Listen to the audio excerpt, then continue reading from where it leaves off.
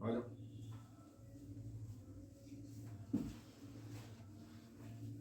नमस्कार।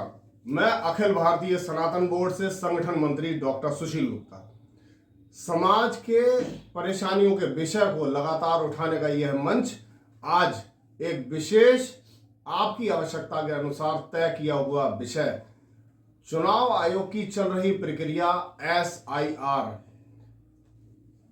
Intensive revision गहन पुनर्निरीक्षण सूची, इस विषय में लोगों को आ रही जटिलताएं परेशानियों के मद्देनजर आप सबके समक्ष आज का कार्यक्रम प्रस्तुत है। मेरे साथ आज के कार्यक्रम में 3 विशेष अतिथि आपके सवालों के जवाब देने के लिए मौजूद हैं। मेरे दाहिनी ओर श्री अभिषेक साहू, आप बूथ अध्यक्ष हैं राजनीतिक पार्टी में। मेरे एक विशेष मेहमान शहर के जाने माने एडवोकेट श्री KM गुप्ता, आपका स्वागत। और मेरे एक दूसरे मेहमान श्री राजेश बाबू, आप BLO के रूप में कार्य कर रहे हैं। मैं अपनी वार्ता शुरू करता हूं। मैं सबसे पहले प्रश्न पूछूंगा श्री अभिषेक साहू जी से। आप बूथ अध्यक्ष हैं, आप समाज में लोगों की परेशानियों को दूर करने के लिए पार्टी द्वारा चयनित किए गए पदाधिकारी हैं। मैं आपसे जानना चाहूंगा कि किस तरह की परेशानियां लोगों को अपने वोट बनवाने में आ रही हैं और आप किस तरह से उनकी मदद कर पा रहे हैं। जी, सबसे पहले सभी भाइयों को मेरा नमस्कार, जय श्री राम। डॉक्टर साहब, बताना चाहूँगा इस समय SIR की जो प्रक्रिया चल रही है उसमें जो सबसे बड़ी जो समस्या आ रही है कि जो हमारी घर की महिलाएं जो कि आई हैं दूसरी जगह से शादी होकर, एक उनको सबसे बड़ी समस्या, यहाँ तो उनका डाटा है जी, अब उनसे डाटा मांगा जा रहा है उनके मायके का जी 2003 की लिस्ट के अकॉर्डिंग जी। एक तो वो बहुत बड़ी समस्या आ रही है। कहीं कहीं ये देखा जा रहा है डॉक्टर साहब जी कि 2003 की लिस्ट में जो उनका मायका है वहाँ पर उनका डाटा नहीं मिल पा रहा जी जी। दूसरी समस्या ये आ रही है डॉक्टर साहब कि कुछ लोग ऐसे हैं जी, महिला और पुरुष, जिनका डाटा है ही नहीं, ना 2003 की लिस्ट में है ना 2025 की लिस्ट में है जी। तो उनको बड़ी समस्या आ रही है जी। और नए वोटर्स के लिए तो कोई दिक्कत ही नहीं है, उनके लिए फॉर्म 6 भरना है। ये बहुत बड़ी समस्या है कि डाटा ना हो, ना 2000 करंट की लिस्ट में भी डाटा ना हो, ना 2003 की लिस्ट में भी डाटा ना हो। ठीक है, बहुत बहुत सबसे बड़ी समस्या। ठीक है भाई साहब, बहुत बहुत धन्यवाद। हमारे साथ 2 विशेष अतिथि एडवोकेट KM गुप्ता जी मौजूद हैं। वे फॉर्म भरने में क्या क्या परेशानियां आ रही हैं लोगों को, उसके लिए क्या करना है, अगर फॉर्म भरते समय कोई चूक कोई गलती हो जाए तो क्या करेंगे। आइए वकील साहब से जानते हैं। बहुत बहुत स्वागत, धन्यवाद। धन्यवाद डॉक्टर साहब। सभी मित्रों को नमस्कार। मैं बताना चाहूँगा कि जो BLO के माध्यम से SIR के फार्म जो भरे जा रहे हैं उसके लिए लोगों को अगर फॉर्म मिल गए हैं तो इस तरीके का एक फॉर्म उनको प्राप्त हुआ होगा जी। अगर नहीं प्राप्त हुआ है तो अपने BLO के पास जाएं, उनसे संपर्क करें और उनसे फॉर्म तुरंत लें जी। अच्छा, ये फॉर्म जो भरा जा रहा है उसमें ऊपर के कॉलम हैं और थोड़े से नीचे एक बॉक्स में कॉलम दिए हुए हैं। अब उसमें आपको क्या करना है कि आपको अपना पहचान पत्र, जिसे वोटर ID कहते हैं, वो अपने पास रखना है। और हम आपको एक लिंक बता रहे हैं जो नीचे आपको फ्लैश हो रहा है, वीडियो में दिया जा रहा है जो, उसमें आप अपने राज्य का नाम, अपने जिले का नाम, अपने शहर का नाम और जहां आप वोट डालते थे 2003 में जी, वो विद्यालय हो सकता है, कोई मतदान केंद्र हो सकता है, उसमें आप जाएं और उसको सिलेक्ट कर उसे डाउनलोड कर लें उस सूची को, और जानकारी वहाँ मिल जाएगी। वो मतदान सूची में आपको आपका वोट, आपके परिवार का वोट, आपके मोहल्ले में आस पड़ोस का वोट आपको दिख जाएगा जी। उसके बाद भी कोई समस्या आ रही है तो आप कमेंट करके हमें पूछ सकते हैं, हम उसको बताएंगे। मैं आपका वकील साहब का नंबर और नाम नीचे फ्लैश हो रहा है, कोई दिक्कत परेशानी हो तो आपसे फोन करके बात कर सकते हैं। अब मैं आपको बताना चाहूंगा कि आपको पहला कॉलम जो दिया हुआ है वो दिया हुआ है जन्म तिथि का। जन्म तिथि आपको अपना आधार कार्ड लेना है, अपना पैन कार्ड लेना है और जो जन्म तिथि उसमें लिखी है दिन डैश महीना डैश सन, ऐसे लिखना है। ये एक ऐसे स्लैश नहीं बनाने हैं। स्लैश में कई बार क्या होता है कि वो स्लैश और एक जैसा दिखता है, ये नहीं करना है। दिन के बाद डैश लगाना, उसके बाद महीना लिखना, फिर डैश लगाना, फिर ऐसे ही आधार संख्या। 4 के बंच में 3 जगह लिखी होती है आधार संख्या, तो 4 नंबर लिखें अपने आधार संख्या के, फिर डैश लगाएं, फिर नंबर लिखें, फिर डैश लगाएं। ठीक ठीक। ये दो कॉलम हो गए। फिर आपको अपना मोबाइल नंबर अवश्य देना है। हालांकि आधार नंबर भी वैकल्पिक है, लेकिन आगे से ये योजना चल रही है चुनाव आयोग की, ये आधार कार्ड को वोटर आईडी से लिंक करना है जी। तो मेरा सुझाव यही रहेगा सभी लोगों के लिए कि आधार संख्या अपनी अवश्य दें। उसके बाद अपना mobile number, running mobile number दीजिए। ऐसा ना हो कि बंद हो चुका हो, बंद होने वाला हो, जो आधार से लिंक है, कि हमने टेम्पररी ले रखा है बात करने के लिए, आगे बंद कर देंगे, ऐसा ना करें। जो हमारा परमानेंट, जो हमारा हमेशा रहने वाला नंबर है वो मोबाइल नंबर में दें। ठीक है। उसके बाद पिता और अभिभावक का नाम, पिता का नाम इसमें भरना है, अभिभावक पति का नाम नहीं भरना है। महिलाओं के लिए मैं स्पष्ट कह रहा हूँ, इसमें पिता का नाम भरना है। अच्छा, पिता के नाम के बाद इसमें एपिक आईडी नंबर पूछ रहा है। अगर एपिक आईडी नंबर आपके पास उपलब्ध है पिता की तो भरे, अगर नहीं उपलब्ध है तो नहीं भरे। पिता का नाम वही भरना है। अगर पुत्री है तो पिता का नाम जो है, जो लिखा हुआ है वोटर आईडी कार्ड वर्तमान वाली में, वही भरना है। उसके बाद माता का नाम, माता का नाम जो है वो भरना है। उसके बाद एपिक आईडी नंबर अगर उनकी उपलब्ध है, वर्तमान वाली, मैं फिर कह रहा हूं ऊपर वाले कॉलमों में वर्तमान वाली स्थिति को भरना है। एपिक आईडी नंबर उपलब्ध है भरिए, नहीं उपलब्ध है मत भरिए। वकील साहब, कुछ लोग फॉर्म भरते समय अपने पिता और माता के नाम के आगे श्री और श्रीमती का प्रयोग कर रहे हैं। बिल्कुल नहीं, कोई श्रीमान, श्रीमती, कुमारी कुछ नहीं लगाना है जी। जैसा नाम लिखा है बिल्कुल वैसे का वैसा ही रखना है। उसके बाद पति का नाम या पत्नी का नाम, अगर महिला भर रही है, शादीशुदा है तो पति का नाम भरेगी, और शादीशुदा पुरुष है तो पत्नी का नाम भरेंगे। और उसके बाद मैरिड ना हो, अगर मैरिड ना हो तो ये कॉलम आपको नहीं भरना है। अब ये आ गया सबसे जो उसका महत्वपूर्ण हिस्सा है, 2003 का जो कॉलम भरना है वो आ गया नीचे वाले कॉलम में। नीचे आपको 2 कॉलम दिए हुए हैं, आप देख पा रहे होंगे, मेरी बाईं तरफ है और मेरी दाईं तरफ है। इसमें 2 कॉलम दिए हुए हैं। इसमें 2003 की डिटेल जो मैंने आपको पिछली बार अभी बताया था कि आपको जो डाउनलोड करके मिल जाएगी, वो सूची आपको निकालनी है। ठीक है।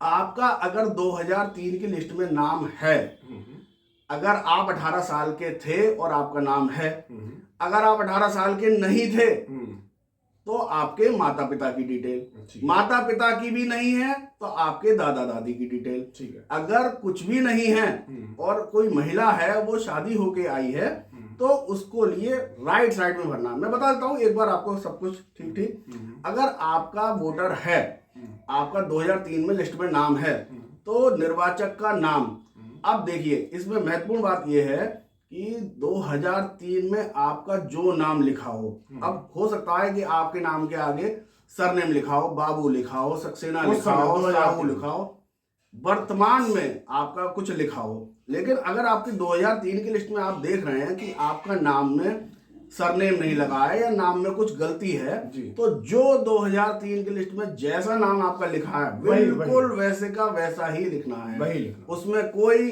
गुप्ता, साहू, कुमार, बाबू कुछ लगाने की जरूरत नहीं है। अगर लिखा है तो लिखेंगे, नहीं लिखा है तो नहीं लिखेंगे। उसके बाद आता है epic ID number. Epic ID अगर उपलब्ध है उसमें आगे तो देनी है, नहीं उपलब्ध है तो नहीं देनी है। मतलब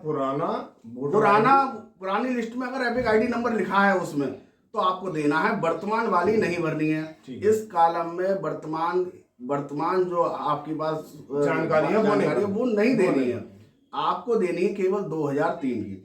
उसके बाद आता है संबंधी का नाम। संबंधी में इसमें पिता का नाम लिखना है अगर पुरुष दे रहे हैं तो, ठीक है, इसमें पिता का नाम देना है। अगर कोई महिला भर रही है तो इसमें पति का नाम लिखा जाएगा। कोई शादीशुदा महिला भर रही है तो पति का नाम लिखा जाएगा। अगर कोई पुरुष भर रहा है तो पिता का नाम लिखा जाएगा। संबंध में अगर पुरुष भर रहा है तो संबंध में पिता लिखा जाएगा, और अगर शादीशुदा महिला भर रही है तो पति लिखा जाएगा।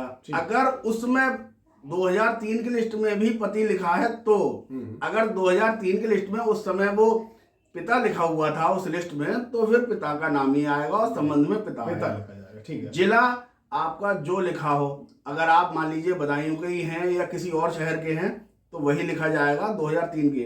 अगर 2003 में आप कहीं और रहते थे, मान लीजिए आपका जिला कुछ और था, आपका राज्य कुछ और था, तो आपको वही जिला लिखना है जो उस सूची में लिखा हुआ है। ठीक ठीक। उसके बाद राज्य का नाम जो आपका था 2003 में जो लिस्ट में है वही लिखा जाएगा। विधानसभा निर्वाचन क्षेत्र का नाम, जो सूची आप डाउनलोड करेंगे उसके पहले पृष्ठ पर निर्वाचन क्षेत्र का नाम लिखा होगा। याद रखिए, विधानसभा निर्वाचन क्षेत्र का नाम आपको देना है, लोकसभा का नहीं देना है। लोकसभा का बिल्कुल नहीं देना है, ठीक है। विधानसभा क्षेत्र का नाम देना है। उसके बाद विधानसभा क्षेत्र का नाम के साथ ही पहले ही पृष्ठ पे विधानसभा क्षेत्र की संख्या भी दी होगी। तो विधानसभा क्षेत्र की संख्या भरनी है जो संख्या लिखी हुई है। उसके बाद भाग संख्या उसी पहले पृष्ठ पर दाईं तरफ दी होगी, भाग संख्या, वो भाग संख्या लिखनी है।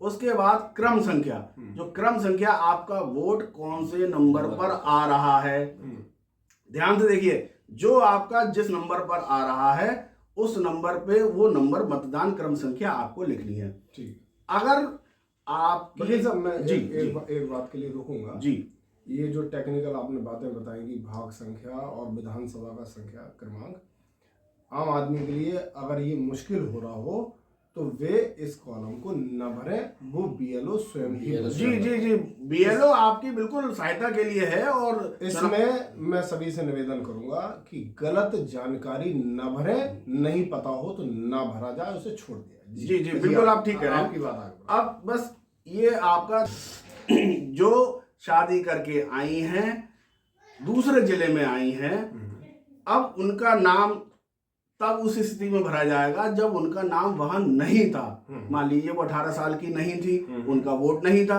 मान लीजिए वो 18 साल की थी लेकिन तब भी उनका वोट नहीं बना था। ये उसी स्थिति में भरा जाएगा अगर वो शादीशुदा महिला हैं और उनका वोट नहीं था, पहले उनका 2003 की लिस्ट में वोट नाम नहीं था, ये उसी स्थिति में भरा जाएगा। ये केवल संबंधियों के लिए है, जो की पहचान जो महिला है उसका 2003 में नाम नहीं है लेकिन उसके परिवारजनों का नाम है, ये उसी स्थिति में भरा जाएगा। मान लीजिए आपके पिता का नाम है तो आपके पिता का नाम 2003 की लिस्ट में जैसा लिखा था बिल्कुल वैसे का वैसा ही लिखा जाएगा।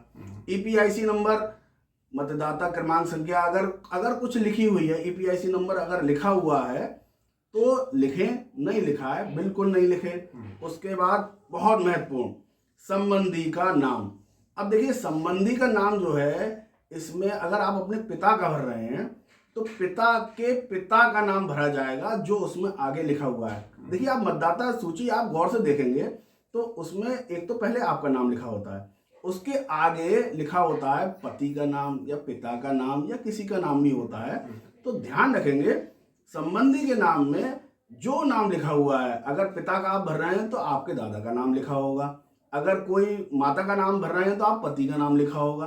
तो जिसका भी आप भर रहे हैं उसका जो नाम आगे लिखा हुआ है 2003 की लिस्ट में, उसी का नाम लिखना है। अब संबंध, ये बहुत महत्वपूर्ण है।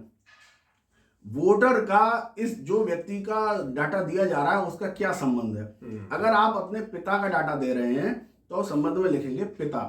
अगर आप अपने माता का डाटा दे रहे हैं तो आप लिखेंगे माता। अगर आप दादा का दे रहे हैं अपने डाटा तो आप संबंध में लिखेंगे डाटा, दादा लिखेंगे। तो और जिले का नाम जो 2003 में आपका जिला होगा, राज्य का नाम जो आपका राज्य होगा, और विधानसभा क्षेत्र का नाम जो मैंने आपको पूर्ववत बताया था। जो पहले पृष्ठ जो डाउनलोड करेंगे मतदाता सूची के पहले पृष्ठ पे विधानसभा क्षेत्र का नाम लिखा होगा, वो नाम लिख देंगे। विधानसभा क्षेत्र की संख्या उसी के साथ लिखी होगी, भर देंगे। भाग संख्या उसके राइट साइड में दाईं तरफ लिखी होगी, भाग संख्या भर देंगे। और जिस क्रमांक पर आपका नाम लिखा होगा वो क्रमांक संख्या आप भर देंगे। और सबसे महत्वपूर्ण बात, इस पे साइन कर देंगे, इस पे डेट डाल देंगे। और सबसे महत्वपूर्ण बात, इसको भरने से पहले इसकी 1 या 2 फोटो स्टेट करा लें। बिल्कुल, कि आप अगर कुछ गलती कर जाएं तो आप उसको ठीक कर सकें किसी और फोटोस्टेट को लेके। इसकी एक दो फोटोस्टेट, इसको आप खुद भरने की बहुत जल्दी कोशिश ना करें, आप इसकी एक दो फोटोस्टेट करा लें और उसको जैसे मैंने बताया है वैसे भरने का प्रयास करें। अगर कोई समस्या आती है आप कमेंट कर दें, हम आपकी सहायता के लिए तैयार हैं। बहुत बहुत धन्यवाद वकील साहब का। मुझे लगता है कि सभी मतदाताओं के मन में फॉर्म भरने को लेकर जो जो सवाल या परेशानियां थीं, मुझे लगता है सभी चीज़ों का हल मिल गया होगा। बहुत बहुत धन्यवाद आपका। मेरे दूसरे अतिथि हैं, आप बीएलओ के रूप में कार्य कर रहे हैं, श्री राजेश बाबू। आपका कार्यक्रम में बहुत बहुत स्वागत। मैं आपसे जानना चाहूँगा कि मतदाता आपके पास आ रहे हैं, किन किन परेशानियों को लेके आ रहे हैं, कृपया उसके बारे में बताएं, और मतदाताओं की बीएलओ के रूप में आप क्या मदद कर पा रहे हैं वो भी मुझे बताएं जी। चूंकि ये पहली बार आया है तो जानकारी आम आदमी को इसकी नहीं है जी तो समस्याएं तो आना आवश्यक है जी। इसके लिए जो हमें ट्रेनिंग मिली है तहसील से, काफ़ी चीज़ें हमारे वकील साहब बता चुके हैं आपको। कुछ चीज़ें जैसे वकील साहब ने कहा कि 2003 की लिस्ट में खास तौर से महिलाओं के लिए, तो ये पुरुषों के लिए भी है। मान लो मेरा बेटा है, उसका 2003 में नहीं था, तो भी मेरा डिटेल लिखी जाएगी, वो इधर लिखी जाएगी। ये पुरुषों के लिए, ये सपोर्टिंग डॉक्यूमेंट के लिए। हाँ, महिलाओं के लिए तो है, ये पुरुषों के लिए भी। मान लो 2003 में मेरे बेटे का वोट नहीं था, तो उसकी यहाँ डिटेल मेरी लिखी जाएगी, ये पुरुषों के लिए। ठीक है। दूसरी चीज जानकारी, क्या फोटो लगाना आवश्यक है या नहीं? जी, बहुत महत्वपूर्ण सवाल है। उसके लिए अगर आपको लगता है कि मेरे चेहरे में बदलाव आ गया है तो हम फोटो लगा सकते हैं। अगर हमारे चेहरे में कोई बदलाव नहीं है तो हम वही फोटो रखेंगे। किसी तरह का कोई डॉक्यूमेंट्स लगाना है या नहीं लगाना है, इसकी भी कभी कोई आवश्यकता नहीं है। क्योंकि आपका डाटा सही है तो कोई आवश्यकता नहीं है। फॉर्म 2 प्रतियों में मिला है, सही तरीके से भर के एक आपको रखना है, एक बीएलओ को वापस देना है, समय से वापस देना है।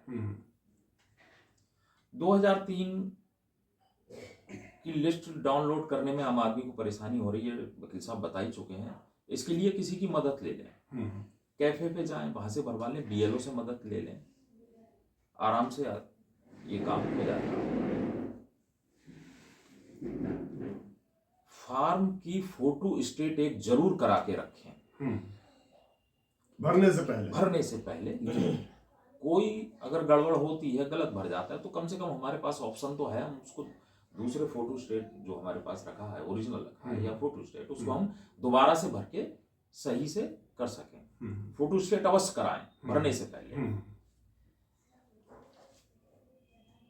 तीसरा सबसे महत्वपूर्ण बात ये आपने कहा भाई साहब ने कि किसी का कोई डाटा है ही नहीं, ना अब है ना 2003 में है। ये सबसे बड़ी समस्या है। उसके लिए हम अभी ये भर के कलेक्ट कर रहे हैं ये फॉर्म आम जनता से। उसके बाद हमारा काम है इसको ऑनलाइन, जो शासन के द्वारा हमको ऐप मिला हुआ है उसमें हम ऑनलाइन भरेंगे। उसके बाद ये हमारे पास रह जाएगा या तहसील में रहेगा रिकॉर्ड के तौर पे। अभी इसको ऑनलाइन हमको भरना है। ऑनलाइन में 3 ऑप्शन आते हैं। जो तीसरा ऑप्शन है वो हमारा इसीलिए है कि किसी का कोई डाटा नहीं हो तो हम वो तीसरे ऑप्शन को भरेंगे। उसके बाद तहसील से उस व्यक्ति के पास नोटिस जाएगा। उस नोटिस में जो जो डॉक्यूमेंट्स मांगे जाएंगे वो आप उसको सबमिट करेंगे। अगर वो कोई डॉक्यूमेंट उपलब्ध नहीं कराता है तो हाँ, नहीं कराता है डॉक्यूमेंट्स, हम सबमिट करेंगे तो कोई हमको परेशानी नहीं, वोट हमारा रहेगा, सब कुछ ठीक ठाक। नोटिस जाएगा और हाँ, पहले तहसील से नोटिस जाएगा। उसके बाद हम सबमिट कर देंगे, हमारा वोट नहीं कटेगा। अगर हम नहीं करते हैं तो शासन के द्वारा जो भी कार्रवाई होगी आप कहीं साबित तो करना पड़ेगा आपको। नहीं साबित करेंगे तो आप क्या हैं, कार्रवाई तो जो भी। और कोई विषय और तो ठीक है। मैं एक बात और पूछना चाहूँगा। राजेश जी भाई साहब से। ये मैं एक चीज और, जी भाई। शासन का उद्देश्य ही ये है, ये SIR कराने का। एक तो हमारी वोटर लिस्ट में डबल वोट, बिल्कुल बिल्कुल। कुछ मर गए, कुछ शादियां हो गई, इसको फ्रेश करना। वो दूसरी चाहिए। बात, कहीं बाहर का व्यक्ति कोई हमारे यहाँ आ गया, उसने आराम से सारे डॉक्यूमेंट्स बनवा रखे यहाँ आधार कार्ड, तो उसको भी हमको करना है, क्लीन करना है। बिल्कुल बिल्कुल। मुख्य उद्देश्य ये है। मैं ये बस पूछना चाहूँगा हमारे राजेश जी भाई साहब से, अगर ये फॉर्म जो है हमारा जी मतदाता भर रहा है, गलत हो गया, जी जी कुछ उसमें कटिंग हो गई, तो ये फॉर्म दोबारा मिल सकता है? नहीं, दोबारा नहीं मिली। तभी तो हमने कहा कि उसकी फोटो स्टेट करा के वही रखें। वही मैं पूछना चाह रहा था। कोशिश ये करें कि कार्ड क्योंकि भी काफी मैं दूसरी बात जी अगर खुदा ना खास से हल्का फुल्का हो भी जाता है जी, जी। कार्ड भी, तो उसके लिए हमने बताया नहीं, ये फॉर्म तो ऐसे ही रह जाएगा। इसको जो फ्रेश चीज आपने फ्रेश डाटा भरा है जी। उसको हम सॉरी ऑनलाइन करेंगे। अच्छा, ऑनलाइन हाँ। करिए। अच्छा, तो कुछ- जो कुछ- ऑनलाइन जाएगा वो होगा कुछ सही। मतदाता ये पूछ रहे हैं कि जो मिसप्रिंट हो गया है, गलत हो गया है, तो उस पर व्हाइटनर लगा के उसके ऊपर हाँ, हाँ। डिटेल भर सकते हैं ना? बिल्कुल हाँ, तो बस ये बहुत बड़ी समस्या है, क्योंकि कई लोग मेरे पास आए डॉक्टर साहब, उन्होंने कहा कि फॉर्म भाई साहब गलत हो गया है, तो इसमें अब ये दूसरा फॉर्म मिल पाएगा, नहीं मिल पाएगा? तो आप नहीं, BLO हैं, दूसरा तो नहीं मिलेगा। हाँ, तो उस पर व्हाइटनर लगा के शासन के द्वारा एक व्यक्ति की 2 प्रतियां आई हैं। जी जी जी, इस पे हम लोग व्हाइटनर लगा के कर सकते हैं ना फिर? बिल्कुल ठीक ठीक, धन्यवाद। SIR intensive special intensive revision, विशेष गहन पुनर्निरीक्षण अभियान। कोई मतदाता छूटे नहीं और कोई अयोग्य मतदाता बाहरी विदेशी घुसपैठिया इसमें घुस न पाए, इसके लिए यह अभियान चलाया जा रहा है। बहुत सारे हिंदू मतदाता, मैं सभी हिंदू मतदाताओं से आह्वान करता हूं कि बहुत सारे हिंदू मतदाता इस अभियान के तहत हो रही परेशानियों के मद्देनजर, बहुत लोग इस तरह से सोच रहे हैं कि अरे नई वोट बनवाएंगे तो हमारा क्या हो जाएगा। जी नहीं, वोट डालना, सरकार बनाना आपका अधिकार, आपकी नैतिक जिम्मेदारी भी है। वोट अवश्य बनवाएं। हम सब लोग आपके साथ हर समय तत्पर खड़े हैं। सभी पदाधिकारियों के नाम और उनके मोबाइल नंबर आपके साथ डिस्प्ले हो रहे हैं। कोई समस्या हो आप हमसे बात करें। अखिल भारतीय सनातन बोर्ड आपके साथ हर समय मौजूद खड़ा है। बहुत बहुत धन्यवाद। नमस्कार।